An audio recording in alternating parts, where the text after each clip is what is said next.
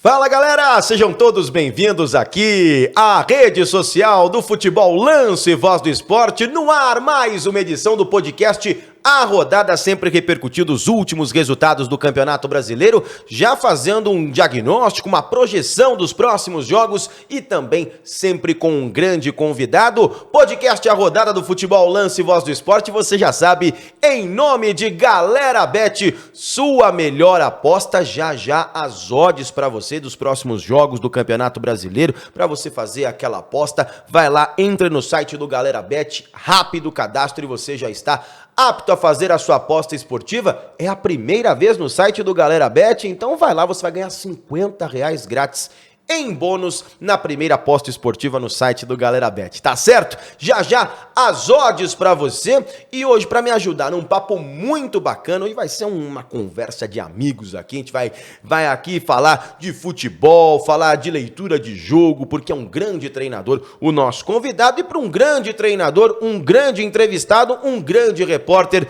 Tudo bem, Pedro Rigoni? É a primeira vez no podcast A Rodada. Estreando, tá vendo? De Bragança para o mundo, repórter da Voz do Esporte. Tudo bem, Rigoni? Seja bem-vindo. Obrigado, Rafa. Agradecendo desde já, né, o convite, pela participação, também ao nosso convidado super especial, mais um, né, aqui no podcast A Rodada do Futebol Lance Voz do Esporte. Grande abraço também para todos que nos acompanham e vamos nessa, né? Mais um super convidado. Isso, e você tirou o cabelo a lá Barbieri, que você tinha deixado aquele coque samurai, que tava ridículo, mas tudo bem, tá tudo certo. Ele tirou, vamos também, fui na onda, né? Tudo em amigos aqui, tudo o papo em amigos pra você, aqui no podcast A Rodada, e aqui um grande profissional que eu tenho um grande respeito. É muito legal ter grandes convidados pra gente saber um pouco mais dos membros do futebol, da parte interna, da conversa de técnico e jogador, e nos ajuda muito a fazer leitura de jogo, também trazer um pouco desse bastidor do futebol, que eu não sei, que você não sabe, mas ele sabe muito bem, e vai conversar com a gente. Geninho, um grande prazer receber aqui no Futebol Lance Voz do Esporte, dentro do podcast A Rodada. Bem-vindo para a nossa conversa. Bom, quem agradece sou eu, o convite, né?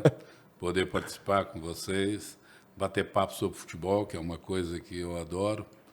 Então, quem agradece sou eu. Bora, então vamos nesse papo. Mas antes da nossa entrevista com o Geninho, você que já está acostumado, e para você que não está acostumado, primeiro os jogos, a classificação de mais uma rodada do Campeonato Brasileiro e os principais gols na tela a partir de agora no podcast A Rodada. Vamos com os resultados primeiro, né? Os resultados desta rodada do campeonato. É a 29ª, já a gente vai colocar os gols para você, mas antes a gente vai colocar aí os resultados para você, a tabela de classificação, também os resultados desta rodada. 29ª, que teve a vitória do Atlético Mineiro 2-0 sobre a equipe do Fluminense. O Internacional transmitia esse jogo no Futebol Lance Voz do Esporte, 1-0 sobre o time do Santos. O Ceará, em casa, teve aí a derrota para o América Mineiro por 2-1. O Flamengo, 4-1 sobre o RB Bragantino. O RB Bragantino aí pressionado, né, na 13ª colocação. Já a gente vai ver aí a tabela de classificação.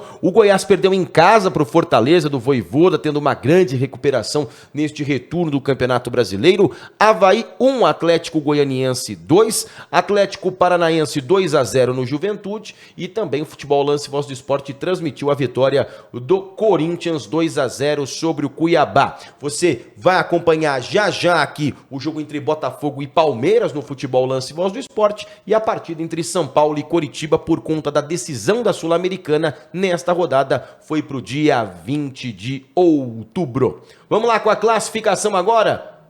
Alguns times com 28 pontos, não estamos contabilizando aí o jogo entre Botafogo e Palmeiras, que você vai acompanhar em todas as emoções no Futebol Lance Voz do Esporte nesta segunda-feira. Palmeiras é o primeiro colocado com 60 pontos, né, antes desta rodada. O time do Internacional já computado o jogo, a vitória por 1-0 sobre a equipe do Santos, 53 pontos, terceiro Fluminense 51, Corinthians é o quarto com 50, Flamengo é o quinto com 48 e com 47 o Atlético Paranaense. Com 43, fora do G6, o Atlético Mineiro, né, que é o sétimo, 43, 42 o América Mineiro, 37 é esse bloco dos 37. Nono Fortaleza, 10º Botafogo, 11º Santos, 12º Goiás e 13º São Paulo. O RB Bragantino, falei que é 13º, mas caiu uma colocação ao 14º com 35, e aí o Garra no terço, Deus nos acuda, porque a situação é muito complicada aí nessa luta para a permanência na elite. 15º Coritiba com 31, também com a mesma pontuação. 16º Ceará, aí na zona do rebaixamento Cuiabá 30 pontos, Avaí 28, aí muita complicada a situação do Atlético Goianiense com 25, e o Juventude Garra no terço, é aquela oremos. 19ª colocação, precisa de um desempenho aí de campeão brasileiro para se manter na elite. E a partir de agora, os principais gols da rodada, e você vai acompanhar todos eles nas plataformas digitais do Diário Lance. Pedro Rigoni, aí a vitória da equipe do Atlético Mineiro com 2 gols do Hulk, o Hulk voltando a ser importante, Rigoni. Ai, com certeza, Rafa. O Fluminense que jogou um pouco desfalcado, né? O Nino foi poupado, preservado pelo técnico Fernando Diniz. E aí havia até uma certa dúvida, né, se jogaria o David Braz ou o Felipe Melo. O Felipe Melo, mais experiente, começou o jogo e acaba tendo um erro de posicionamento, né, nesse gol do Hulk. Também vale destacar um belo passe do Zarate. E aí o Hulk na frente a frente com o goleiro adversário, sempre naquela cavadinha característica. Mas o Atlético Mineiro conseguindo um bom resultado, né, tentando se reaproximar do G6. Geninho, é um bom time do Atlético Mineiro, mas o Cuca nesse começo de trabalho ainda não conseguiu gerenciar da forma que ele quer. Eu acho que o Atlético, já no início do campeonato, né, era tido como um dos candidatos. E eu acho que enquanto vocês citaram aqui, acho que foi um detalhe que acho que acabou tirando um pouco o foco do Atlético em relação à disputa de título. É esse momento que o Hulk passou. Ele vinha bem. Enquanto o Hulk estava focado, o Hulk estava decidindo, o Atlético vinha. Né, coincidentemente, culminou também até com a chegada do Cuca a lesão, ou talvez até uma desmotivação do Hulk, porque eu acho que o Hulk estava muito, muito, muito focado em uma convocação para o Mundial. Ele estava dando acima dos 100%. Quando, de repente, ele sentiu que não ia, eu acho que deu uma relaxada. E o Hulk caindo, eu acho que o Atlético caiu também. Tanto que com a volta dele... O Atlético tem a ascensão.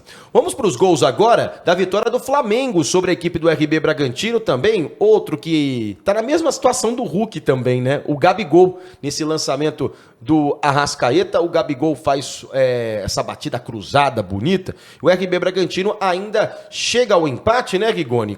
Mas depois acaba não aguentando a pressão da equipe do Flamengo jogando no Maracanã. Aí é mais time, né, Rafa? O Flamengo tem mais time que a equipe do Red Bull Bragantino, e aí entra em cena esse cara aí, ó, Pedro, que deve ir para a Copa do Mundo, merece isso, joga um absurdo e está em uma fase extraordinária também, gol de peito, estamos vendo agora, mas o Pedro faz gol de tudo quanto é jeito, né, aquele cara que conhece como poucos no cenário do futebol nacional, o caminho das redes, sempre muito bem posicionado, aquele cara que finaliza uma jogada de primeira, não precisa de 2 toques, e aí chega a marcação para fazer o desarme, não. O Pedro finaliza de primeira, é um absurdo que o Pedro tem jogado, tem feito a diferença. Usa bem as 2 pernas, usa bem a cabeça. Presença diária, né?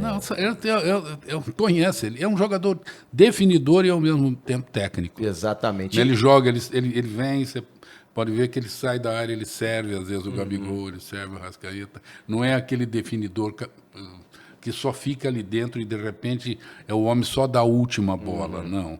Ele também participa de é muito inteligente, por isso que o Tite gosta muito e estava torcendo para essa recuperação do Pedro que aconteceu aí com a chegada do Dorival Júnior. A gente já tem imagem agora da vitória do Internacional sobre a equipe do Santos, numa jogada muito bonita do Maurício com o Fabrício Bustos, que foi até a linha de fundo e meteu a bola para esse jogador que eu gosto bastante, que é o playmaker, que o pessoal fala agora, né? O engante, chique, é o 10. Assim. Eu tô nesse negócio dos influencers aí, né? O pessoal fala que é o camisa número 10, ele joga mais pela ponta, né? O Carlos de Pena, né? Mas é um jogador que ajuda muito na construção de jogadas, né? Eu acho que o homem do meio que chega de trás hoje, dentro desse futebol moderno que está se jogando, ele é uma das grandes armas. Sim. Porque você pode ver que a maioria dos gols, eles estão saindo com jogada de fundo. Né? Porque todo mundo hoje faz linha de 5, linha de 4 e 5. Fica um pouco mais difícil entrar. Não sei um time, como foi citado aqui, o Flamengo tem uma qualidade técnica de 3, 4 jogadores que juntam e acabam achando um buraco. E essa penetração do homem que vem de trás, nós vimos isso várias vezes no gol do Palmeiras com o Veiga chegando de trás, que era um volante. Sim. Então você leva no fundo. Hoje não necessariamente você joga só com a bola aérea. Hoje se joga muito mais com a bola no chão. E com os pontas. O ponta ou lateral chegando no fundo, rolando quem está chegando. Às vezes o centroavante leva o zagueiro lá para dentro da área, quem vem de trás vem solto. Porque normalmente o cara que vem de trás, ele é marcado por um outro meia. E esse pessoal às vezes desliga. Verdade. E quem vem de trás às vezes chega limpo. Então é uma jogada que está sendo altamente utilizada. Muito com os pontas e com os laterais. Agora o jogo do Corinthians. O Roger Guedes também atuando também nessa questão de ponta, muitas vezes, né? E esse gol é de cinema, porque o Roger Guedes faz a jogada, faz ali a inversão, Renato Augusto de primeira. Que pena que o Renato Augusto não tem mais o físico, porque é um jogador diferenciado. Roger Guedes mete a bola, Renato Augusto de chapa coloca na cabeça do Yuri Alberto. E aí é um trio onde o torcedor corintiano espera qualidade, né, Rigoni? E tem pra isso, Rafa. E a chegada do Yuri Alberto muda essa equipe do Corinthians, né? Que movimento de mercado fez a diretoria corintiana? Porque o Roger Guedes agora atua pelo lado do campo, com mais liberdade para fazer jogadaças individuais como essa que nós estamos vendo agora, um golaço do Roger Guedes. E ele também participa não diretamente, né? Não foi a assistência dele para o primeiro gol do Corinthians, mas ele que inverte a bola para o Renato Augusto dar aquela chapada impressionante, achar o Yuri Alberto dentro da grande área. Corinthians tem um bom time, tem jogadores acima da média no futebol brasileiro, que é o Renato Augusto, o Roger Guedes também tem jogado muito nos últimos jogos, e o Yuri Alberto, Rafa, também é um jogador muito bom dentro da grande área, né? Um goleador interessante para essa equipe do Corinthians, que vem crescendo e tem tudo para chegar muito forte na final da Copa do Brasil. E é um time que tem valores individuais, mas no conjunto não sei se ainda não encaixou, eu não sei ainda. Eu tenho uma visão que o Corinthians só está na parte de cima da tabela por conta desses valores individuais. Eu não sei se você enxerga da parte do elenco. Eu sempre digo que o futebol hoje está tão igual que quem faz a diferença é a qualidade. Qualidade técnica. Né? Nós citamos o Flamengo, a gente vai lá falando do Flamengo porque tem. E o Corinthians a mesma coisa. E agora com alguns jogadores jogando onde rendem mais. Com a chegada do Yuri, o Corinthians passou a ter aquele homem de dentro da área que, apesar da movimentação, ele cai pelos lados, às vezes vem participar, mas ele é um definidor ali dentro. Propiciou que o Roger fosse jogar onde ele gosta, que é vindo de fora para dentro. E facilitou o Renato, que para serviço pessoal tem uma qualidade absurda. Então, é claro que o crescimento desse pessoal ajudou demais o time. Né? E aí o resto vai se encaixando. Né? Aí a tua defesa não precisa ser tecnicamente muito bem dotada, ela tem que ser um time que marque bem, que tire os espaços, que chegue junto, bom jogo aéreo, uma saída de bola boa, os teus laterais que chegam no apoio, porque hoje o lateral que joga só lá atrás está morto, né? Com essa penetração dos atacantes para dentro, quem tem espaço para descer é lateral. Então o Corinthians aos poucos vai se achando, ele vai se encaixando. Eu acho que hoje joga um futebol bem melhor do que quando iniciou o campeonato, né? Claro que com a chegada, né, dos jogadores as coisas foram se encaixando, o Renato se recuperando de lesão, porque ele fez a primeira jogada numa bola que veio um jogador comum ia tentar dominar aquela bola, ele devolveu. A outra chegou nele, ele já deu um calcanhar. Sim. Vai, continua com a bola também. Se é um jogador comum, pisa nela.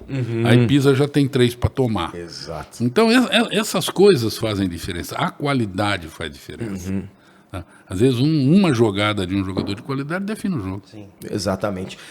Antes da gente entrar cronologicamente na tua carreira, o que você acha dessa moda dos técnicos estrangeiros? Porque a tua classe dos técnicos nacionais acaba sendo atingida com essa vinda de técnicos estrangeiros, com essa moda. Você gosta, não gosta? Não é gostar ou não gostar. Eu acho que isso é uma coisa natural dentro do futebol, dentro do esporte. O brasileiro também vai lá fora e ocupa espaço. Da mesma maneira que reclamam do pessoal que vai aqui, quando a gente vai lá, eles reclamam da gente lá. Com certeza. Fala-se muito dos portugueses. Houve uma época, eu fui um dos que fui a Portugal, eu fiquei em Vitória de Guimarães um ano, né? Tinha muito brasileiro lá. E eles deveriam reclamar muito da gente, né? Mas eu acho que é uma coisa natural. Eu só sou contra você trazer de fora alguém com menos qualidade do que nós temos aqui. Eu acho que nós temos muita gente de qualidade aqui. Tem algumas pessoas dizem que possam estar ultrapassadas, ou que estão com uma idade um pouquinho avançada, com uma qualidade muito grande, com muito suco para dar ainda, e estão sendo colocados um pouco de lado. Está vindo uma meninada com muita qualidade. É claro que essa moçada ainda peca um pouco, porque acho que em qualquer profissão a experiência é fundamental. E principalmente num comando, principalmente no futebol, onde você passa por situações... Cada dia é uma situação diferente. Cada dia um teste, né? É muito difícil você ter 2 dias iguais. Então, você vai acostumando, você vai aprendendo com os erros e com os acertos a maneira de conduzir. E isso leva, às vezes, um pouquinho de tempo. Né? Então, aquele que já passou por uma situação 1, 2 vezes, se acontece a terceira, ele sabe o que ele tem que fazer. Se ele fez de errado numa, o que ele tem que fazer. E, às vezes, o garoto ele vai ter que apanhar. Mas a qualidade, tem muita qualidade aqui. Então, não sou contra, eu acho que uns vêm e trazem coisa boa, tá? Porque cada um tem uma cabeça, é muito difícil 2 treinadores pensar igual, né? Pensam semelhantes, mas nunca igual. Então, você aprender, tira alguma coisa boa, vai ter, sempre alguma coisa boa.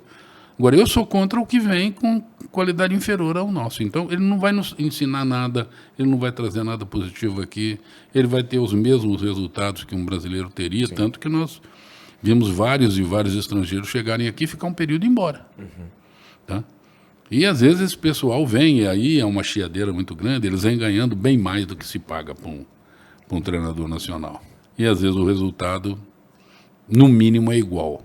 E também não traz nada de novo. Ele não traz nada de novo. Agora chega um cara de fora com a cabeça aberta, com qualidade, para trazer coisa nova dentro do futebol brasileiro, onde a qualidade técnica do nosso material é grande. Né? E não vai acrescentar nada, não vai nos ensinar nada, então, aí sim. Mas não sou contra, não. Eu não sou contra, não. Acho que... é uma troca, o brasileiro começou a ter o mercado aberto, ele ficou muito fechado, porque, apesar de nós termos um curso muito bom dentro da CBF, nós não tínhamos qualificação para trabalhar lá fora, não é reconhecido. Agora, em um ou outro país, quem tem a Pro ou a A e prova que trabalhou 4, 5 anos no Campeonato Brasileiro está sendo aceito.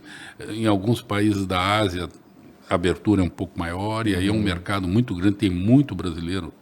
No continente asiático, mas ainda a Europa brasileira é muito fechada porque não adianta você fazer o curso aqui, chega aqui você tem que fazer o da UEFA lá, é o que o pessoal também reclama.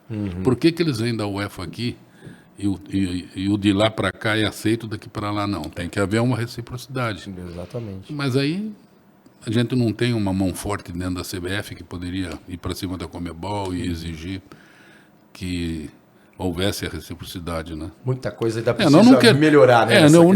Eu não acho nem que deveria exigir dos de fora fazer aqui. Sim. E não exigir do brasileiro que faça lá. Mas que brigasse para que funcionasse também do outro lado, né? Você faz e não é barato esses cursos. Sim. Né? Aí você chega lá, não pode. Uma licença hoje Pro custa quanto para um técnico fazer? Você tem mais não sei como está atualizado, mas não fica menos do que uns 20, 30 pau. Nossa senhora, por isso que é... Não, porque não é só o curso. É o curso, você para fazer o curso, você tem que fazer módulos e você tem que ficar ali em Teresópolis. Então você fica hospedado uma semana, então você gasta passagem aérea, dependendo de onde você vai. Você gasta hotel, você gasta alimentação, você gasta... Não é só o curso. Não é só o curso. O curso em si não é só ele. Né? Então, de repente, você investe tudo isso daí e fica com um diploma na mão, um certificado na mão, que não te abre porta, o pessoal reclama. Com certeza. Pedro Rigoni pergunta para o nosso grande Geninho. Rafa, e é interessante esse ponto, né, no técnico estrangeiro, porque nem todo mundo pensa assim igual o Geninho, né? O Oswaldo de Oliveira recentemente deu uma declaração até forte, dizendo que aqui no Brasil nós precisamos de técnicos estrangeiros, mas para a bocha, enfim, e não no futebol brasileiro. E é interessante esse modo que o Geninho pensa. Mas, Geninho, final do ano, final da temporada, depois da Copa do Mundo, já está certo que o Tite não ficará na seleção brasileira. E você tem preferência por algum treinador? Se fosse você a escolher quem será o próximo treinador da seleção brasileira, você escolheria um técnico estrangeiro ou brasileiro? Eu escolheria alguém de qualidade. Eu acho que, como eu já disse, no Brasil, eu acho que nós temos treinadores de muito boa qualidade. É complicado você ser treinador do Brasil, porque aqui, diferente da Europa, o nosso mercado é muito grande, muito grande. Aqui aparece jogador toda hora, cada um tem uma seleção.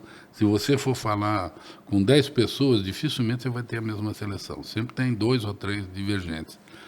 Então é meio complicado o cara agradar, né? E ele vai demandar tempo. Mas eu acho que nós temos. Eu acho que o Dorival está vivendo um bom momento, é um bom nome.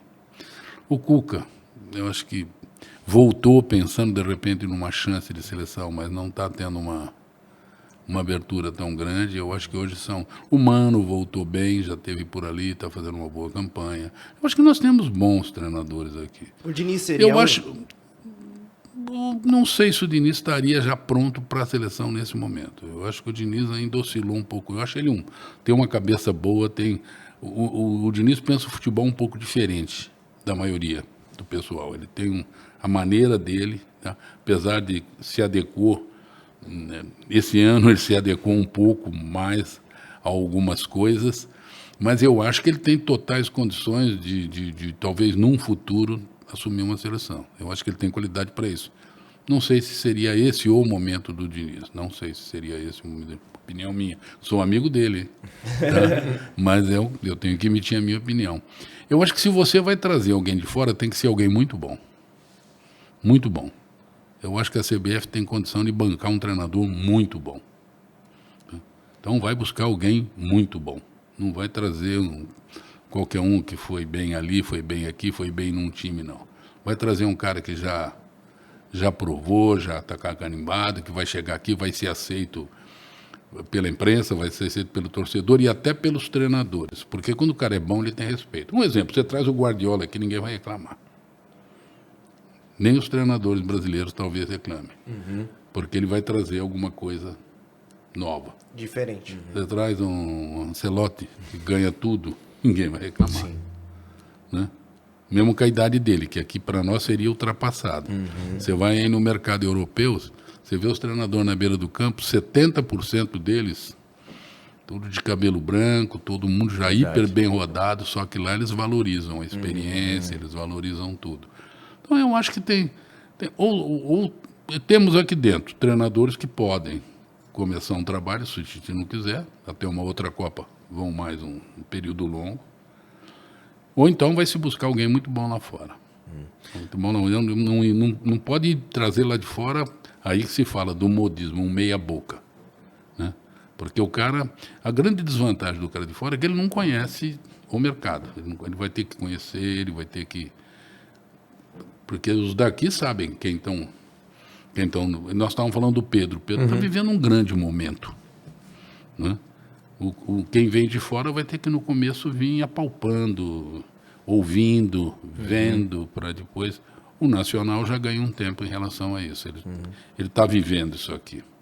Quando você saiu de goleiro para ser treinador, que ano que foi? 84, ali? 84. 84 eu parei de jogar, 85 eu virei treinador. Mas foi no Fortaleza, o primeiro? Não. Novo Hamburgo. Novo Hamburgo. Qual foi o seu primeiro grande trabalho que você fala assim, puxa, aqui eu vou conseguir comandar o meu plano de jogo, o que eu penso de futebol, o seu primeiro grande trabalho para você? O começo da minha carreira foi meio esquisito. Eu digo que as coisas acontecem na minha vida de uma maneira meio inesperada. Eu comecei no Novo Hamburgo, fiquei um período, depois vim embora para São Paulo. Aí eu fui treinar, eu tinha começado no profissional do Novo Hamburgo. Tá? Aí dei uma passadinha muito rápida aqui em São Paulo, pela Francana, assim, muito rápidazinha. Aí fui treinar as divisões de base do Botafogo de Ribeirão. Sim. Do Botafogo eu fui convidado a fazer um trabalho nas divisões de base do Santos. Um projeto que o Pelé estava iniciando, alguns amigos de Santos me levaram para lá. E depois fiquei trabalhando ali quase um ano na divisão de base. E no final do ano o Santos teve um problema, o treinador era o Candinho, saiu, me pediram para assumir. Eu assumi o Santos, terminei bem o ano, fiz um bom campeonato paulista, de repente tive um convite, eu estava na Europa, eu estava treinando o Vitória de Guimarães. Então com um ano de treinador, ou menos de um ano, eu estava na Europa. E ganhei talvez um dos grandes títulos. O Vitória de Guimarães tem 2 grandes títulos. Ele tem uma Copa de Portugal e a Supertaça do Cândido de Oliveira, que é uma disputa, foi contra o Porto. E eu fui campeão desse treco. Tá? E me marca, porque lá, se você vai em Guimarães, pô, acho que o Vitória sabe mais de mim do que muita gente. Eles me acompanham, porque eu entrei na história do clube com isso aí. Então teria que ser para falar, pô, foi um grande trabalho. Foi talvez meu primeiro grande trabalho, porque foi meu primeiro grande título. Mas eu falo para os caras, eu estava dirigindo, eu estava com um Boeing na mão e só sabia dirigir teco-teco. Eu digo que se eu tenho aquele time que eu tinha na mão, no Vitória de Guimarães 87, por aí, 88, 87, 89, foi esse ano, eu brigaria forte no Campeonato Português. Eu tinha um time muito bom na mão, mas eu falo para os caras, eu não sabia brincar com aquilo. Né? O brinquedo era muito complexo para mim. Né? E eu fui aprendendo. Depois eu fui ganhando coisas. Eu tenho muito passagem por muitos times. Graças a Deus consegui sucesso na maioria deles. Subi com muita gente, salvei muita gente. Né? O time do Paraná da João Avelange era você, né? Era. Eu sei porque... Eu poderia ter feito um final de Campeonato Brasileiro contra o mesmo São Caetano, se o Elton não tivesse feito uma defesa milagrosa no final do jogo, num chute do Lúcio Flávio. Porque eu tiraria o Vasco e a final seria Paraná e... No ano seguinte foi Atlético Paranaense e São Caetano. Exatamente. Eu vou chegar aí porque o Geninho marca muito a minha história, porque eu comecei minha carreira no São Caetano e eu sou de São Caetano. Então o Geninho marca a minha história um pouco aí. Porque eu fui acompanhar João Avelange, aí ainda era como torcedor de São Caetano, que eu sou da cidade. O Washington marcou 2 gols numa vitória na final do módulo amarelo, que era a segunda divisão, no Parque Antártica 3-1. Paraná em cima do São Caetano e o Washington marca 2 nos 3-1. E no ano seguinte, o Atlético Paranaense chega e elimina o São Caetano na grande decisão. Conta um pouquinho desses dois episódios, né? Desses 2 episódios que você estava ali com o Paraná e com o Atlético Paranaense. Tiveram algumas coisas semelhantes. Eu cheguei no Paraná, o Paraná tumultuado. O Paraná estava num meio de fim de tabela ali. E lá fui eu. E a coisa foi andando, nós encaixamos o time. Ali eu comecei a jogar num 3-5-2 já. Eu usava o esquema. Tanto que o meu lateral esquerdo era Ronaldo Alfredo, que era um meia. Sim. Estava jogando lá de lá. Ronaldo Alfredo do Bragantino, lá de trás. Bragantino, então. E virou lateral esquerdo, comigo jogava. E aquele time foi. Apareceu o Lúcio Flávio, apareceu... um monte de jogador bom, André Dias, e as coisas foram andando. Chegamos para disputar a final contra o São Caetano. O São Caetano era favoritíssimo. Sim. Na João Avelange, favoritíssimo. Nós vínhamos numa eliminação, nós tínhamos eliminado também um time que era favorito, porque quando chegou na reta final, se fazia o final do módulo amarelo para depois jogar contra o pessoal do... E avançavam 3, né? Avançavam 3, então. Avançamos, nós eliminamos o Goiás, que tinha feito uma excelente campanha no módulo verde. Exato. Nós enfiamos 3-0 no Goiás dentro do Serra Dourada. Aquele time foi com a moral toda por cima do São Caetano. Aí eliminamos o Remo. Sim. Lá em Belém, a casa cheia. Engraçado que o Paraná eliminou o Remo e o São Caetano eliminou o Paysandu. Na semifinal aí chegou. E aí os dois cruzaram lá. Então eu fiz a eliminação do Goiás, depois fiz a eliminação do Remo. O Paraná veio do outro lado, mas o Paraná vinha, o São Caetano vinha, tinha um time fabuloso. Né? Tinha um time fabuloso, muito, muito bom. E aí jogamos no Parque Antártica e o Paranazinho acabou ganhando aquele jogo. E Atlético Paranaense e São Caetano, o título brasileiro. Conta um pouquinho. Eu peguei também o Atlético numa situação complicada. Tanto que quando eu cheguei, isso ficou famoso, a manchete do jornal no dia seguinte, que me mostraram, ela dizia assim, ou o Atlético acaba com a noite, ou a noite acaba com o Atlético. Eita. Então você vê o pepino que a gente de vez em quando pega nisso aí. Aí, sem apresentado ao grupo, eu levei o jornal debaixo do braço. Falei, olha isso aqui, ó. Eita. Motivação. Como é que nós vamos fazer com isso aqui? Eu conhecia metade do grupo, mais ou menos. Cheguei lá, tinha uma lista de dispensa imensa. Falei, não, vocês deviam ter tirado os jogadores antes de eu chegar. Agora eu chego, fui eu que mandei embora e eu não estou trabalhando com o grupo. Deixa esses caras na minha mão.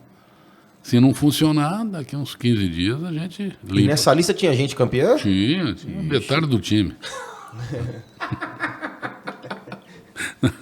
Aí foram alguns que já trabalharam comigo, começaram a se adequar, o time começou a ganhar, de repente começou a ganhar. O grupo não foi formado por mim, eu tenho que dar um mérito muito grande a quem formou aquele grupo, que foi o Mário Sérgio, finado Mário. E eu não pus nenhum jogador naquele grupo. Tanto que quando eu cheguei, as inscrições já estavam meio encerradas. Eu trabalhei com o grupo do Mário, que foi montado pela diretoria e pelo Mário. Mas fiz um encaixe diferente do que vinha sendo feito. Uma maneira um pouco diferente de jogar, uma postura diferente de jogar. E as coisas, dentro do futebol, tem algumas coisas que às vezes você não explica. A coisa encaixa.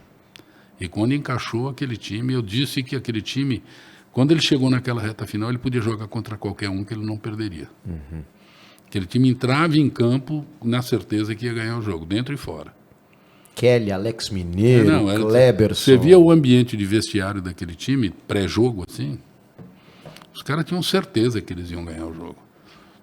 Os caras foram se automotivando, daqui a pouco todo mundo sabia o que o outro tinha que fazer, uma cobrança interna muito grande. Tá? E aquele time acabou chegando.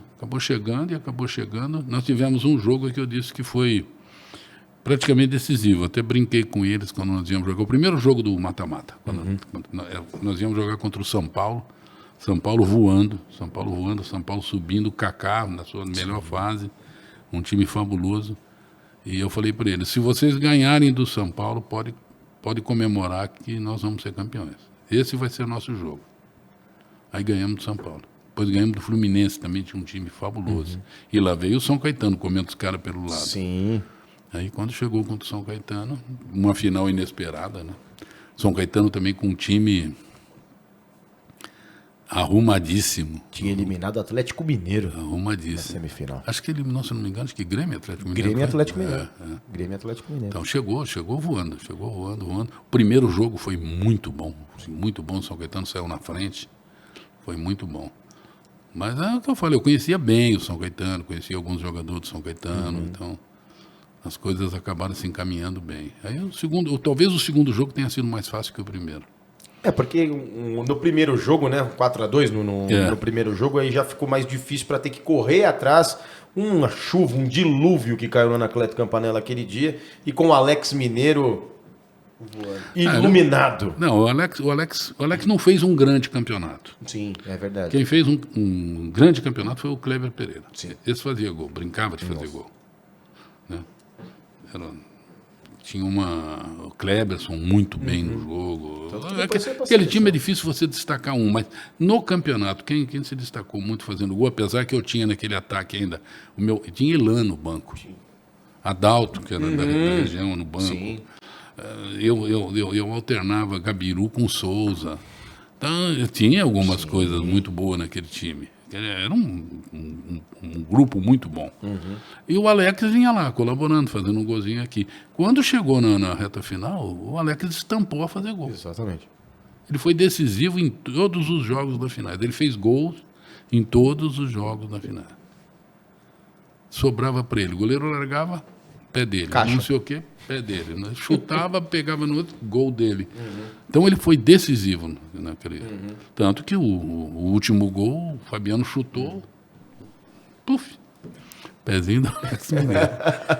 Ô, Rafa, Antes da sua pergunta, deixa eu só fazer o Galera Bet aqui, porque a gente sempre lembra, né? E no nosso grande papo que a gente tem aqui, a gente lembra que as apostas esportivas, a gente fala muito de centroavante, de gols, e no site do Galera Bet não tem só o resultado em si. Você também tem gol no primeiro tempo, gol no segundo tempo, tem várias modalidades de aposta no site do Galera Bet. Você já sabe, a sua melhor aposta. No final do nosso papo aqui vai ter as odds já da próxima rodada do Campeonato Brasileiro. Entre no site do Galera Bet. Se é a primeira vez, você já terá R$50 grátis em bônus. Galera Bet, sua melhor aposta. E eu já passo pro Pedro Rigoni fazer o nosso gol. E até você citou um pouco anteriormente, né, Rafa, que antes de ser treinador, o Geninho era jogador, né, era goleiro. E atuou bastante pelo Botafogo de Ribeirão Preto, né? E foi ali no mesmo período que o Sócrates. Você chegou a conviver com ele? Como que era a convivência com ele?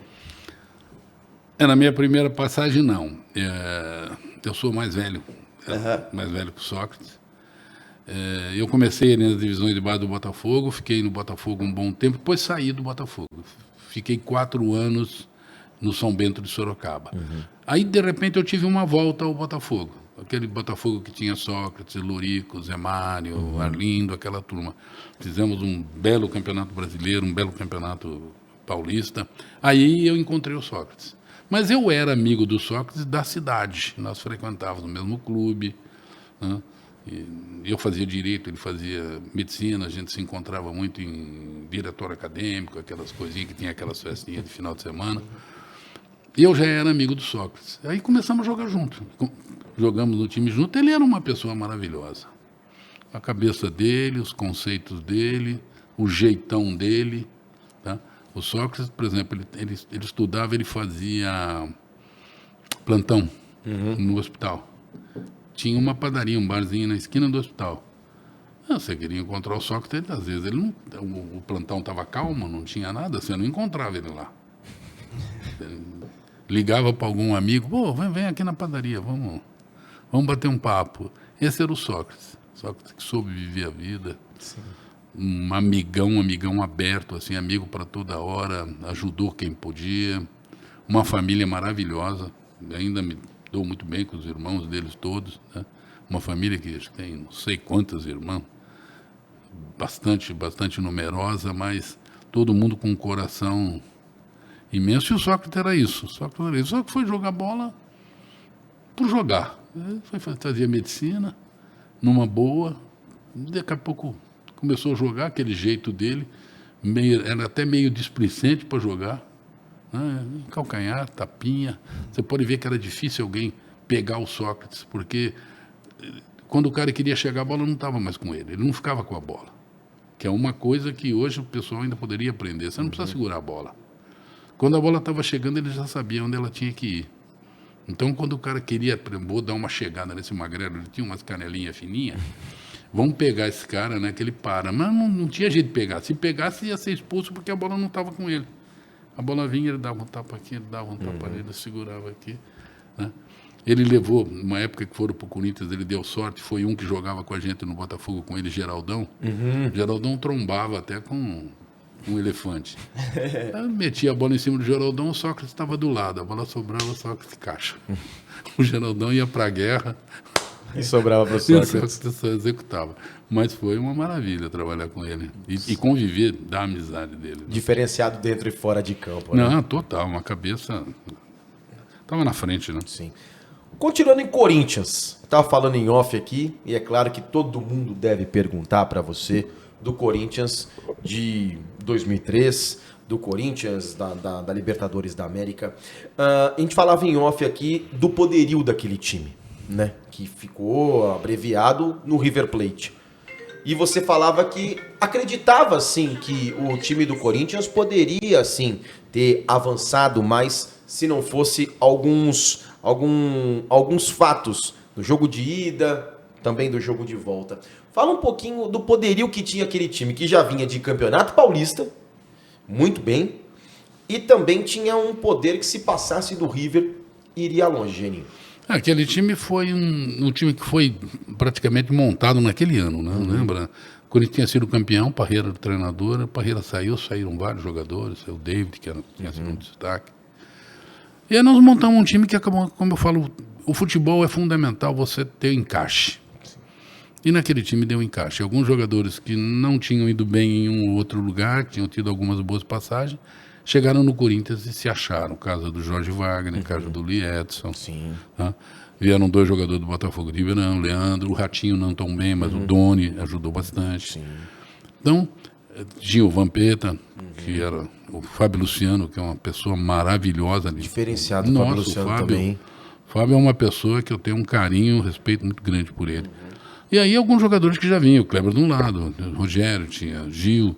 E aquele time encaixou. Encaixou e nós fizemos um campeonato paulista excepcional.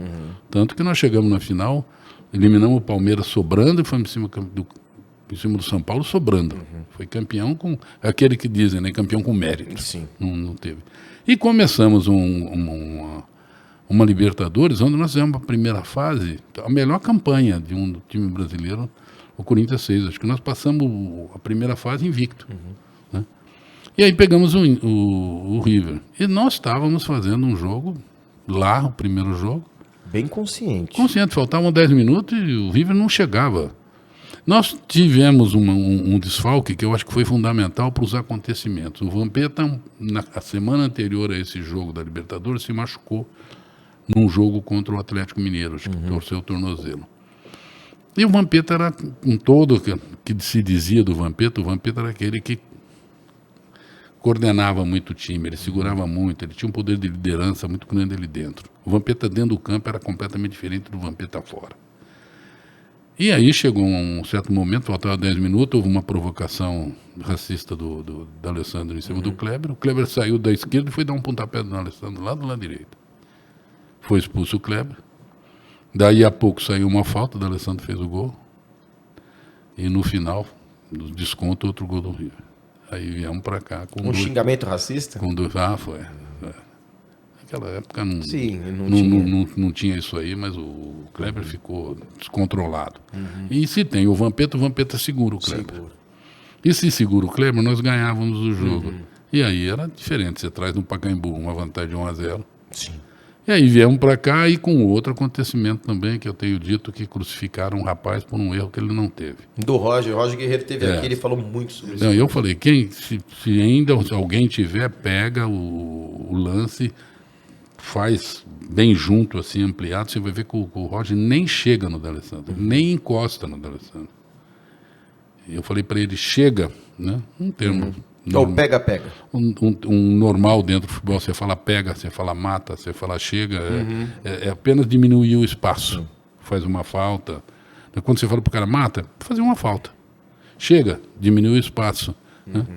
E ele foi diminuir o espaço do Alessandro deu um salto para trás, o juiz vinha com a visão um pouquinho coberta, tirou e aí... O River com uma vantagem de 1-0 com um jogador a mais, o Corinthians já se perturbou dentro do Pacaembu, porque aquela pressão toda em cima de Libertadores. E aí um trabalho que acabou sendo interrompido de uma maneira que não era esperada, porque aquele time tinha tudo, se passa pelo River, tinha tudo para brigar lá em cima. E, Geninho, você citou antes, né, o Atlético Paranaense, campeão brasileiro, citou também esse time agora do Corinthians. Qual foi o melhor time, com o melhor grupo de jogadores que você já trabalhou? Olha, grupo de jogadores, eu trabalhei com bons grupos de jogadores. Esse time que ele citou do Paraná, o grupo era bom, o grupo do Atlético Paranaense era excepcional. Eu trabalhei com um grupo do Goiás, que nós fizemos também Libertadores, com o time do Goiás, acho que em 95. E esse grupo do Corinthians de 2003 foi fabuloso. Então eu trabalhei com bons grupos. Agora, se você perguntar para mim, qual foi o melhor time que desempenhou o melhor futebol com você, foi o Atlético Paranaense. É o que eu falei, aquele time chegou num ponto, o Corinthians de 2003 no Campeonato Paulista se aproximou.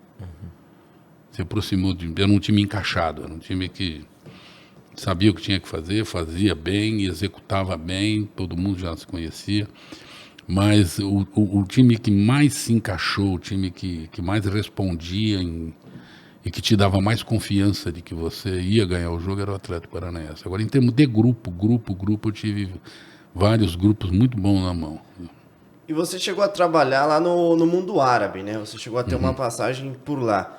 qual foi a maior dificuldade que você teve? Porque a alimentação é diferente, né? A língua treino, é né, diferente. também, né? A alimentação nem tanto, porque você tem algumas coisas que você não acha lá, mas você vai se adaptando. Você acha de tudo lá, menos carne de porco, menos bebida alcoólica, você não acha.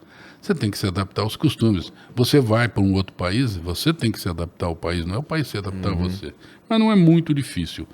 A maneira como eles vivem é um pouco mais complicada que você.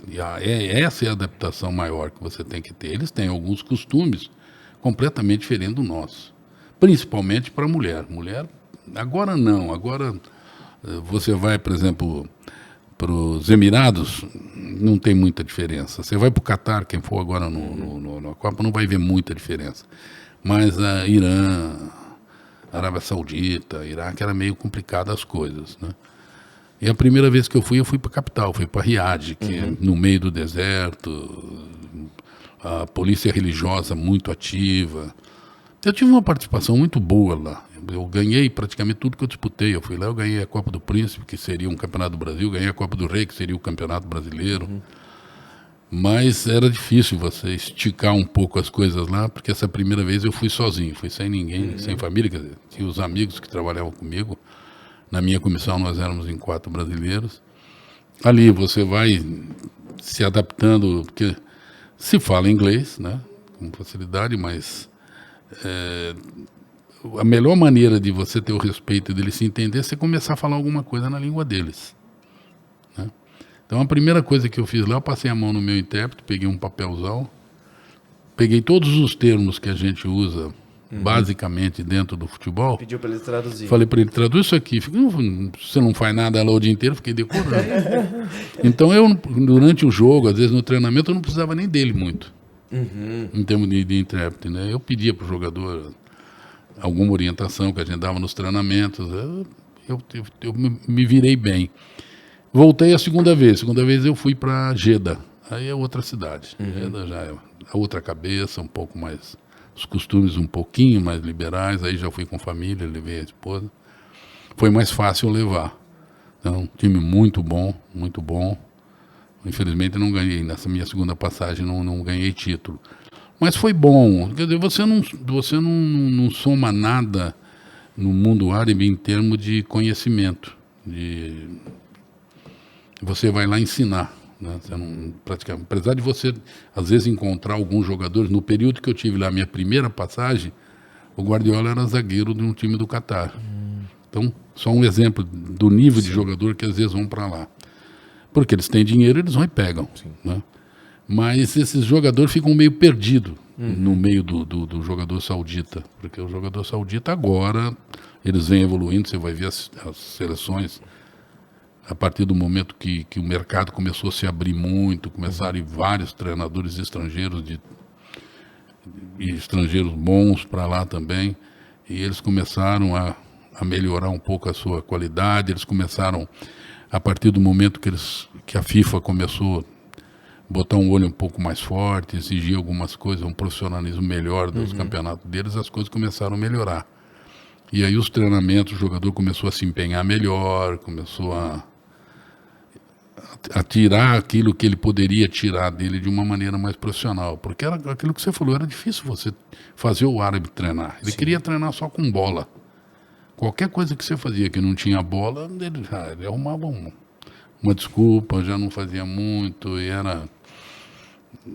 e lá dentro da filosofia deles, eles não eram muito cobrados a fazer. Hoje não, já de alguns anos para cá, eles são bem mais profissionais e evoluiu bastante. Mas mesmo assim você não soma nada, você vai lá ensinar, né? É mais ensinar do que aprender. Deixa eu só fazer uma pergunta em cima disso. Você citou o mundo árabe, você citou o Catar, você citou Copa do Mundo. E eu só para voltar depois na tua carreira.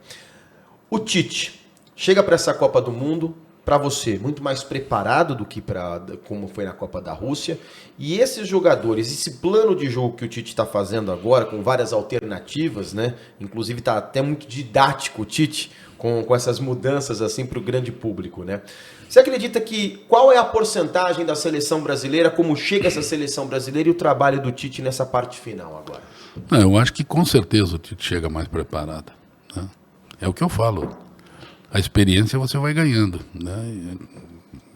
Passou uma primeira Copa, foi um aprendizado com tudo aquilo que aconteceu, ele continuou dentro da seleção, eu acho que foi uma atitude positiva ele continuar com a seleção, e eu acho que ele chega bem mais preparado. E eu acho que a seleção, a partir do momento que nós começamos a resgatar um pouco daquilo que o Brasil sabe fazer, ela ganhou muito mais chance, na minha opinião, essa é uma opinião minha. Eu tenho dito que o Brasil perdeu muito espaço quando ele deixou de ser Brasil. Nós começamos a copiar as coisas de fora e esquecemos da nossa. E o estrangeiro sempre vem aqui pegar as coisas nossas e levar para lá. Nós fomos buscar lá algumas coisas que nós não tínhamos, mas exageramos e trouxemos só isso e esquecemos da nossa. Por exemplo, essa marcação mais forte, essa pressão, esse pressing em saída de bola, um jogo mais forte na parte física, nós importamos tudo de lá. Mas esquecemos daquilo que fazia a diferença e que o estrangeiro tem pavor, que era a individualidade. Paramos de jogar pelos lados, paramos do 1 a 1, paramos da tabela. Verdade. Nós começamos a jogar que nem eles. Mecânico. Tuque, tuque, tuque, tuque, bola aérea, cabeceio, uma jogada na correria. Isso eles sabem fazer muito melhor que a gente. Se você for enfrentá-los assim, você vai perder sempre. Sim. O que apavorava eles é o 1 a 1 do Neymar, que agora nós temos com o Vinícius. Então eu acho que a partir do momento que você pode ver que o estrangeiro ele enxerga tanto isso aí, tem medo disso e leva para lá, porque isso ele não tem lá. É claro que agora alguns jogadores têm isso, né? De tanto vir buscar, de tanto trabalhar, você vai pegando a característica. Mas eles vieram buscar Vinícius Júnior, novinho, Rodrigo, novinho, Antony Antony, novinho. Essa turma toda. Sim. Rafinha. Rafinha saiu daqui, ele não tinha feito nenhum jogo pelo profissional do Avaí. Foi para Portugal, para o Vitória de Guimarães, depois para o Leão, depois foi embora. Então, o que aconteceu? Esse pessoal estourou lá fora fazendo o quê? Por que eles tiveram destaque lá fora? Porque eles fazem uma coisa que o europeu não sabe marcar. É o improviso. A individualidade, o improviso, o partir para cima. Nosso grande jogador, até pouco tempo, que era o que criava pavor nos caras, era o Neymar. Ele era o único. Driblava. Né? Então, eu acho que a partir do momento da chegada desses jogadores na seleção, deu ao Tite a possibilidade de fazer o que ele está fazendo. Hoje ele joga com 2 pontas. Pode jogar com 2 pontas. Porque ele tem jogador que emboca. Sim. Aquele jogador que pega, tá ruim, eu toco, vamos tocar, vamos ter posse de bola, vamos aproximar de uma maneira mais consciente. Mas a hora que a coisa engrossou, dá aqui em mim que eu vou. Tanto que ele tira a peça e coloca outra e é da mesma forma. Claro, porque o drible ele tem um grande poder, por exemplo, 10 de cada lado, tá todo mundo montadinho lá. Eu driblei um, alguém que está fazendo alguma função vai ter que vir em cima de mim. Se eu driblar 2, eu já arrebentei tudo. Exato. Eu já desmontei tudo que tem lá. E se eu tiver perto de mim gente que sabe driblar também, eu driblo 1, 2, dou para outro. O outro vai driblar 1, 2. E aí vão começar a acontecer os espaços. Sim. Então eu acho que o Brasil passou a ter uma chance muito maior a partir do momento que esses jogadores começaram a fazerem parte da seleção. E o Tite ele é inteligente, ele foi vendo isso aí e foi encaixando e falou, poxa, agora eu tenho. Tanto que, talvez do quê? Não faz muito tempo, uns 3 meses para cá ou mais, que a seleção mudou a maneira de jogar. Sim. Quando da chegada desses jogadores com característica diferente. E ele viu que esses jogadores podiam. Esses jogadores decidiram praticamente uma UEFA. Exato. Né? Pelo Real. E muito jovens, né? Com Copas pela frente ainda. Não, né? mas é o que eu falo. E é até bom que sejam jovens. Porque o jovem vem meio solto. Sim. Né? A turma diz é um pouco irresponsável. Não é que é um pouco irresponsável. Ele tá vendo que ele está começando e ele pode dar mais. E ele quer dar mais. Então eu acho que o Brasil, na minha opinião, ganhou muito. O Brasil está fazendo agora uma coisa que eu acho que é fundamental. Todo mundo fala do futebol moderno. Tem uma coisa que está sendo fundamental para que os resultados aconteçam. A transição rápida. Né? Todo mundo trabalha a saída de bola. Eu acho que nós conversávamos aqui. Eu acho que é melhor você sair com uma bola trabalhada do que um chutão. A não ser que você tenha um centroavante de 1,90 m que ganhe todas, que segure a primeira, se aproxima 2. Mas se não, é melhor que você saia. Mas essa tua saída, eu sou contra aquela saída lenta, aquela saída que sai. O goleiro com o zagueiro sai com o lateral, daqui a pouco a bola volta do lateral para o zagueiro, vai para o outro, vai para o lateral, vem aqui. Dá tempo do teu adversário. Primeiro o teu adversário te pressionar numa zona complicada. E com mais jogadores, né? Que se ele tomar, ele faz o gol. A segunda, que se ele não quiser jogar contra você, ele deixa você tocar, ele vai lá e faz uma linha de 5, ou 2 linhas de 5, ou uma linha de 5, uma linha de 4 com um na frente. A hora que você chegar lá, tem um, que nem eles falam, né? Falavam do Mourinho, tem um ônibus na frente da área. E aí você vai entrar como? Tu fica aquele futebol feio de ver, chato. Você tem 70% de posse de bola, dá 2 chutes no gol. Você faz 30 cruzamentos, o cara mete 2 zagueiros de 1,90 m, você não vai para lado nenhum. Verdade. Então, eu acho que a saída tem que ser mais rápida. Sai com o zagueiro, sai com o outro, faz uma saída com o lateral, faz uma saída pelo meio. Eu não gosto do volante que vem buscar a bola no pé de zagueiro.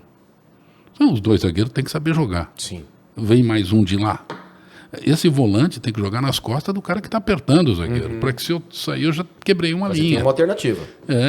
O lateral vai embora, leva alguém. O zagueiro, se o zagueiro meter uma bola, ele está metendo a bola no lateral já quase no meio do campo. E faz isso mais rápido. Não dá, você está sendo atacado.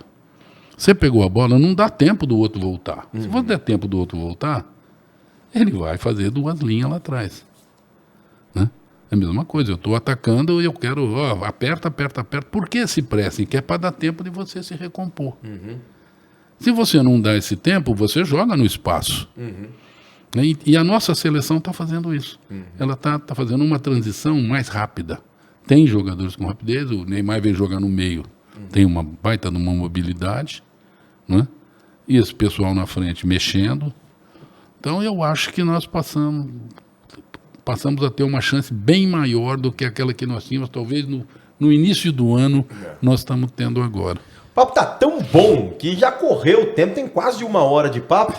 Faz sua última pergunta que a gente vai fazer as odds e depois eu vou fazer aquele lance da Marília Gabriela, aquele jogo rápido pra gente terminar nossa entrevista aqui. Tá certo. E o último trabalho do Geninho, né, foi no Vitória, foram 4 jogos por lá, pouco tempo, inclusive, de trabalho.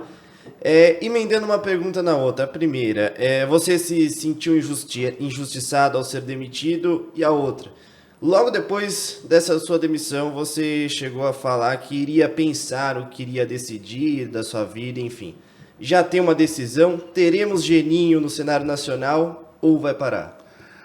Não, eu não me sinto injustiçado. Eu acho que o treinador, quando ele faz a opção por essa carreira, ele sabe tudo que ele vai encontrar pela frente. E o nosso futebol está ficando cada vez mais difícil. Eu saí um pouco decepcionado, porque eu fui lá, peguei um Vitória completamente destroçado. O Vitória não tinha classificado nem para a semifinal do Campeonato Baiano, tanto que ele está brigando para disputar uma Copa do Nordeste, porque ele não tem classificação.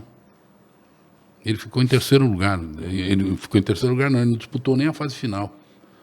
Então vai Bahia e Atlético de Alagoinhas. Então, desmontadaço o time. Quando nós começamos a ajeitar algumas coisas, começou o campeonato. Eu fiz 2 jogos, acho que 2 jogos eu fiz. Fiz 2 jogos pelo campeonato. Eu perdi do Remo, uma derrota normal, de um time que está se montando em Belém do Pará, debaixo de uma chuva danada. Um jogo que foi atípico, foi o gol da rodada contra o Floresta, o cara pegou uma bola numa falta, quase no meio do campo, meteu na gaveta. E depois eu fui jogar contra o Fortaleza, antes do Fortaleza ter a queda. Fortaleza voando. Eu perdi do Fortaleza, eu fui demitido. Eu fiquei decepcionado de não ter a continuidade, porque eu tinha certeza, e graças a Deus aconteceu, que o Vitória voltaria para a Série B, porque o grupo estava sendo bem formado, era um grupo arrumado. Depois da minha saída, o time capotou, só voltou bem quando levaram o garoto, o João Bursi, que conhece o Vitória e acabou ajeitando o time. Fez quando eu digo uns garotos novos com qualidade, um trabalho excepcional. E, graças a Deus, o Vitória é um time que tem uma estrutura, uma história. Ele não é time para a Série C. Ele conseguiu voltar para B e eu espero que daqui a pouco esteja lá em cima. Mas saí porque eu ajudei muito o Vitória. Eu fui 2 vezes tirar o Vitória de rebaixamento. Eu cheguei numa situação lá que o Vitória tinha 82% de chance de cair. Nossa. E nós conseguimos tirar. Tá? Então, fiquei um pouco frustrado porque eu não tive tempo, mas faz parte do futebol e a vida segue. Eu estou convivendo com um probleminha que eu preciso me arrumar aqui. Eu fiz uma cirurgia de joelho e não fiz a recuperação, então ainda correndo atrás disso aí. E estou pensando o que eu faço da minha vida. A minha vida toda foi futebol, né? Eu gosto de futebol, acompanho o futebol, vejo o futebol do meu jeito, mas do meu jeito eu tenho conseguido atingir os meus objetivos. A maioria dos meus objetivos dentro do futebol eu posso atingir. Eu subi, se eu não me engano, acho que 6 times, eu já livrei uns 10 de rebaixamento, eu fui campeão na maioria dos lugares que eu passei. E gosto. Não sei o que eu vou fazer, não sei se de repente volto para dentro de campo, não sei se de repente outro cargo. Faço uma opção de repente ajudar um pouco essa meninada do lado de fora, dando um suporte, um trabalho mais ou menos parecido com o que o Muricy está fazendo no São Paulo, que é um tipo de um consultor técnico. Você consegue ter mais tempo com a família também. Também, e isso era uma coisa que eu era muito cobrado, né? Você fica muito fora de casa. Sim. Muito fora de casa, né? Eu passava, por exemplo, na minha casa em Santos, se eu passasse o ano todo, se eu passasse 2 meses dentro de casa, era muito. Então, você vê muito pouco a família. Então, você vai chegando numa certa idade que você vai botando algumas coisas na balança, né? De ficar mais próximo mas é aquele negócio. Mas também quer trabalhar também. Um pouco família, um pouco trabalho, um pouco trabalho. Não, um pouco se você família. puder conciliar uma coisa de uma maneira um pouco mais saudável, com um pouco menos de desgaste, seria o ideal. Né? Vamos ver o que o futuro me reserva. Legal. Vamos agora para o site do Galera Bet para a gente trazer aqui as odds para você que gosta de apostar. Na tela para você as odds dos próximos jogos. Bom, hoje temos Botafogo e Palmeiras, que você acompanha no Futebol Lance e Voz do Esporte. Amanhã tem Juventude e Corinthians, né? Para você que gosta de fazer a sua aposta um pouco mais, a uma rentabilidade de 3,59 para a vitória da equipe de Caxias do Sul, né? O empate também ainda tem um rendimento de 3,08. Na quarta-feira, RB Bragantino contra Cuiabá, 19 horas, pagando mais para a vitória do Dourado, 6,30.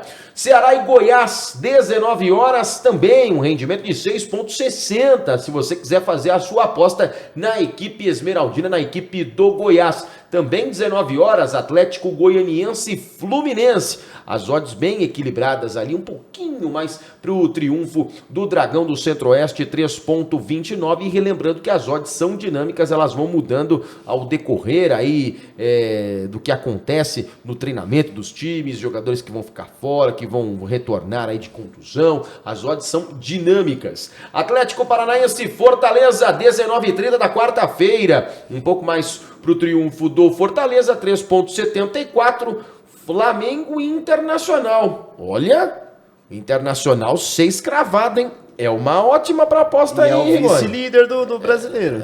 Pra você que tá com aquele dinheirinho lá, 6 pontos cravado aí, Internacional aí. Santos e Atlético Mineiro, 21h30 também aí, pra vitória do Santos, 3,41. O jogo em casa, o Santos aí também é uma boa pedida. Quinta-feira tem Palmeiras e Coritiba, transmissão do Futebol Lance e Voz do Esporte às 19 horas, pra vitória do Coxa. 10 cravados. E empate aí 5,70. Tudo bem que o Palmeiras está numa boa Ninguém fase. Acreditando no Curitiba. Ninguém acreditando no Coritiba, hein? Já pensou, pastor? Ah, ziquezira aí no time da Bel ali. Olha que ainda fazer um churrasco no final de semana, hein? Avaí e Botafogo às 19 também para o empate 3,23. E aí tem o jogo entre América Mineiro e São Paulo às 20 horas. Um pouquinho mais para o empate 3,07. Entre no site do Galera Bet, faça um rápido cadastro e aí você já está apto para a sua aposta esportiva. Geninho, não sou Marília Gabriela, tô muito longe de ser, e ela é mais bonita, eu sou feio, então vamos lá, o que vier na tua cabeça, você manda ver aí. Jogo da tua vida, que jogo que você lembra assim, você fala, meu Deus do céu, esse é o jogo que eu jamais vou esquecer. Corinthians e Santos. Corinthians e Santos, 2000 e... Uma semifinal de Campeonato Paulista. Aquele jogo do 2-1. Do 2-1. Principal time pra você? Atlético Paranaense. Melhor jogo como atleta? Melhor jogo como atleta. Eu tive alguns jogos. Um que eu lembro muito bem, porque acabou... Tinha outras coisas envolvidas. Eu fiz um Santos e Botafogo, onde Pelé estava naquela busca dos 1000, né? Faltavam 2 gols e o jogo foi 0-0 e eu fui um dos destaques do jogo. Um erro como treinador. Eu tive vários. Se eu for ficar acabando erro, nós vamos ficar aqui. É que a gente lembra muito mais do erro do nós que vamos do ficar acerto. fazendo. Eu digo que às vezes o treinador, na substituição, ele quer melhorar e às vezes ele atrapalha. Então eu tive vários erros. Morar em Santos É muito bom. É bom muito demais, bom, né? é muito Sabe que eu bom. tenho um sonho também, quando É muito bom. eu é tenho um muito sonho bom. em morar em Santos aí. Um time que você não treinou, que você gostaria de ter? Flamengo. Imagina. Eu tive 2 convites e inteligente como eu sou, né? Acabei não aceitando. Não, aí se a gente for explicar o porquê eu não fui, a gente vai ter um tempo muito grande. Isso é conceito, né? Maneira de vida, de levar as coisas, lealdade, um monte de coisa que fez com que eu abrisse mão. Não é que eu recusei. Já faz um tempo isso? Já faz um bom tempo. A primeira vez eu estava no Atlético Mineiro e a segunda vez no Atlético Paranaense. Todo mundo conhece o Geninho, mas aquele cara que tá em outra atmosfera, que não sabe, tá chegando na Terra agora. Quem é Geninho no futebol? E na vida? Não, no futebol um cara que não queria ser jogador, não queria ser treinador, queria ser advogado, se formou, pendurou o diploma na parede e virou primeiro um jogador normal, um treinador também normal, não me considero nada acima da média, acho que eu tentei fazer o melhor, não me arrependo de nada. E como pessoa, um amigo leal, aquele amigo das horas ruins, né? Não um amigo da hora boa, um bom pai, né? Acho que me defino assim, um grande amigo e um bom pai. Quando você falou bom pai, seu olho encheu de água. A O que família... é família pra você? Não, tudo. Família é tudo. Família é tudo. Eu acho que a família que te segura, a família que te dá força, a família que te faz ir pra frente. E tudo que eu fiz na minha vida foi pela minha família, né? Então, O que é o futebol pro Geninho? depois da minha família, acho que é a grande coisa, né? O futebol só perde pra minha família. Sensacional, um papo muito legal, espero que você aí tenha gostado bastante, né, desse papo muito legal, muito bacana com o Geninho. Valeu, Rigoni, estreou bem aqui, bicho, eu tava meio nervoso aí, perna um pouco presa, e depois foi soltando a bola pro lateral, foi jogando a bola pra O Rigoni frente. deve estar meio chateadinho porque esperava mais do Bragantino, não esperava nada. Não. Não. Não? Não. Sério? Não. É só pra explicar que ele é de Eu acho Bragança que Paulista. né? mas eu acho que o trabalho do Maurício Barbieri é muito bom, mas essa filosofia do Red Bull Bragantino de trabalhar somente com jovens acaba atrapalhando um pouco o trabalho do treinador. Não é só contrata jogadores jovens, aí tem esse trabalho de formação. Não pega um jogador mais experiente, aí acaba complicando E um pouco pelo mais. investimento que foi dito que seria feito, porque eu digo sempre que não sou contra essa filosofia do Bragantino, não. Acho que é até uma filosofia que a maioria dos times deviam pôr, porque o Bragantino faz com uma outra filosofia, mas eu acho que os times têm que formar para vender, para poder ter caixa, para poder fazer o outro ano. Sempre tem que ser um pouco assim. Mas eu acho que até para construir uma construção, você tem que ter uns 2, 3 pilares. Precisa, pra dar uma segurada um pouco. pra ter Você não vai construir momento uma importante. casa e não ter um Um pilarzão alicerce, para né? segurar o telhado, as Exato, coisas. concordo né? plenamente. Então eu acho que o Bragantino talvez tenha pecado nisso. Poderia ter contratado. E tem cacife para isso. Uns 2 jogadores assim, esses daqui eu não vou vender, mas esse daqui vai me ajudar a vender o resto. Exato. Né? Eu acho que assim é que funciona o futebol em quem quer trabalhar com meninada. Põe uns para-raio Sim, pra segurar um pouco a pressão. para segurar a pressão, para chamarem a responsabilidade, deixa a meninada jogar. Falar no vestiário. Que não, você tem que saber escolher esses 4. Eles têm que ser líder, tem que ter liderança, tem que ser respeitado, tem que ser um cara que tem uma história redonda, eles têm que servir de exemplo para a meninada. Né? Você não vai levar um doido para... Então ele acaba com o teu grupo. Mas eu acho que o Bragantino tinha essa condição de fazer.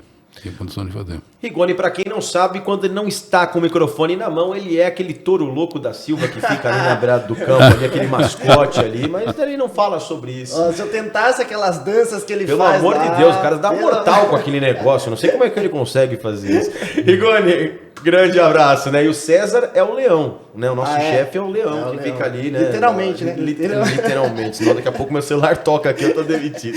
Geninho, grande abraço. abraço, muito Prazer. bom. A gente Mais uma termina vez, sempre aqui com um brinde aqui nosso. Muito obrigado, viu, Eu Geninho? que agradeço, Valeu, gente. grande abraço. Obrigado pelo convite, foi um prazer. Valeu. E tintim para você que esteve desde o primeiro momento aqui no nosso podcast A Rodada, sempre trazendo detalhes da rodada anterior, projetando a próxima e um papo de alto nível do futebol. Grande abraço, até a próxima e você já sabe aqui, sempre em nome de Galera Bet, sua melhor aposta. Até mais, até a próxima, valeu!